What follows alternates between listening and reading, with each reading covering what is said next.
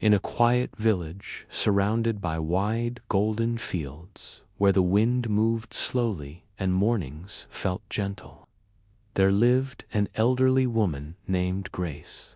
Her home sat near the edge of town, small and modest, with a chimney that almost always breathed out the warm scent of fresh bread.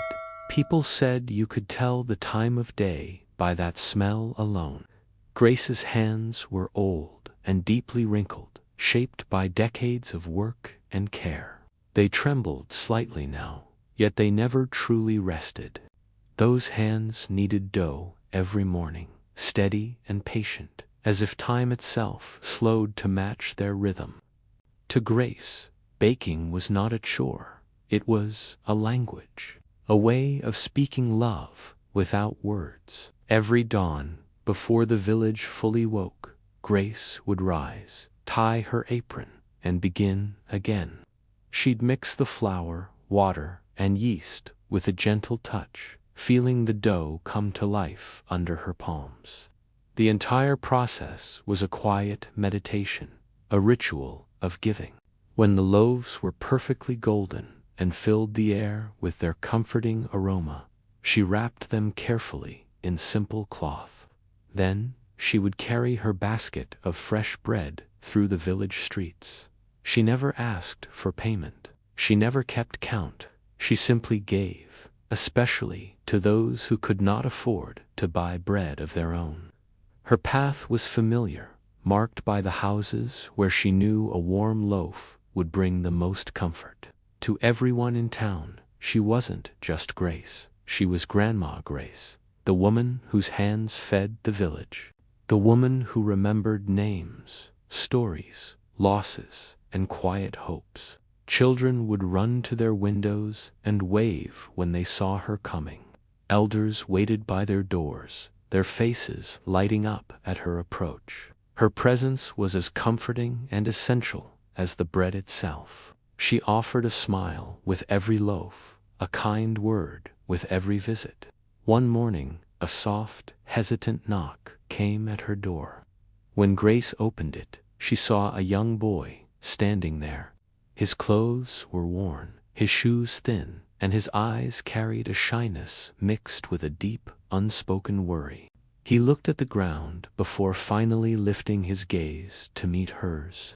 "Grandma Grace," he said quietly, his voice barely a whisper. "Mom's sick again, and we don't have breakfast." Grace's heart went out to him. She didn't just see a hungry child. She saw a son trying to care for his family. Instead of simply handing him a loaf, she knelt so they were eye to eye and smiled warmly, her wrinkles deepening around her kind eyes. "Then today," she said, her voice full of gentleness, "you'll be my little helper." The boy's name was Eli.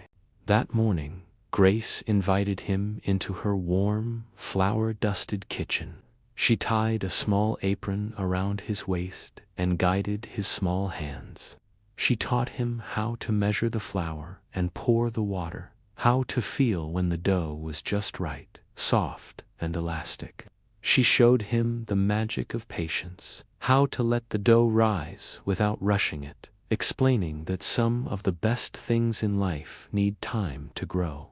Together, they baked 2 loaves, one for Eli's family, a symbol of care and nourishment, and one, as Grace explained, for someone else who might need it more. She was not just teaching him a recipe. She was teaching him a way of life. As the bread baked and the kitchen filled with that incredible, life-affirming warmth, Eli sat beside her, watching the loaves turn golden through the oven door. He finally gathered the courage to ask a question that had been on his mind. "Why do you give away so much, Grandma? Don't you ever run out?" Grace laughed softly, a sound like rustling leaves. She brushed the flour from her hands and looked at the boy with affection. "The more love you give, child," she said, her voice a gentle truth, "the more it grows. It's not like money or bread. Love is endless. It multiplies when you share it." Eli didn't fully understand the depth of her words then, but he remembered them. He tucked them away in his heart, a seed planted that would one day grow.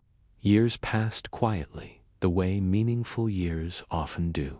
Seasons changed, the golden fields were harvested and replanted, and life in the village continued its gentle rhythm.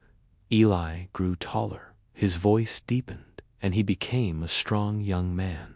Grace grew slower, her steps shortened, her hands, which had once been so steady, now ached more often. The oven, once roaring with life every single day, was used less often. Still, she baked when she could, her spirit of giving as strong as ever. One crisp autumn morning, Grace called Eli, now a young man with kind eyes that mirrored her own, to her side. She was sitting in her favorite chair by the window, a blanket over her lap. Her voice was gentle, but carried a note of tiredness. "My hands are weary," she said, holding them up for him to see. They trembled more now, the skin thin as paper. "It's your turn to bake." Eli hesitated, a wave of doubt washing over him. He looked at his own hands, strong and capable, but he felt they could never replicate the magic he had witnessed as a boy. "I don't know if my bread will ever taste as good as yours, Grandma." Grace reached out and placed her trembling hand over his. Her touch was light, but it carried the weight of a lifetime of love and wisdom. "It doesn't have to," she said, her gaze steady and full of belief in him. "It only needs to be made with love. That's the only secret ingredient." That winter, a fierce storm struck the village, unlike any they had seen in years. It buried the roads under a thick blanket of snow. Supplies ran low. Homes grew cold as firewood became scarce. A quiet fear settled into the hearts of the villagers, an uncertainty about the days ahead. Yet, every morning, something familiar and hopeful drifted through the frozen air. The unmistakable, comforting smell of warm, freshly baked bread. Eli had kept the bakery alive. Following the promise he made to Grace, he rose before dawn each day. From the first light until dusk, he baked. His hands, once clumsy, now moved with a familiar rhythm, kneading and shaping the dough, just as she had taught him. He delivered the warm loaves to every doorstep, wrapped carefully, a beacon of hope against the cold. "These are from Grandma Grace," he would tell them, his voice filled with pride. "Because her hands taught mine." One evening, after a long day of baking, Eli brought Grace a small loaf, still warm from the oven. She was resting in her bed, her breath shallow. He placed the bread in her hands. She held it close, breathing in the aroma deeply, a faint smile touching her lips. "It smells just like mine," she whispered, her eyes closed. Eli sat beside her, his heart full. "No," he said softly, "it doesn't smell like yours. It smells like you, because you're in it. Every loaf I make has a piece of your love inside." Grace opened her eyes, and they were shining with tears. She reached for his hands, the young, strong ones that had taken up her life's work, and held them gently in her old, frail ones. "Promise me," she said, her voice a fragile whisper, "when I'm gone, you'll keep baking for those who need it. You'll keep the warmth alive." "I promise," he whispered back, his voice thick with emotion.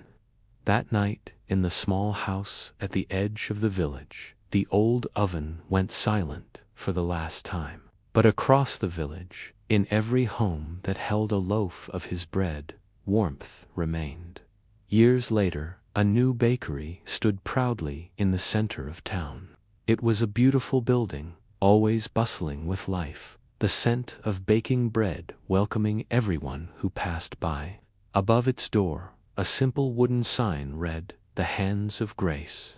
People came not only for the delicious bread, but for what it represented, for memory, for the community, for kindness, for the tangible proof that love, once given freely, never truly disappears. It lingers, it nourishes, it inspires. Inside, another sign hung on the wall for all to see, made with hands that give, because love never runs out. Remember this story. What you give to others never truly leaves you. Kindness doesn't vanish, it transforms. It moves forward through hands, through hearts, and through generations, creating ripples you may never see. Use your hands for good. Even the smallest act of generosity can live forever. What you give lives on. Thank you for listening. Don't forget to like, share, and subscribe for more inspiring English stories here on English Life Tales.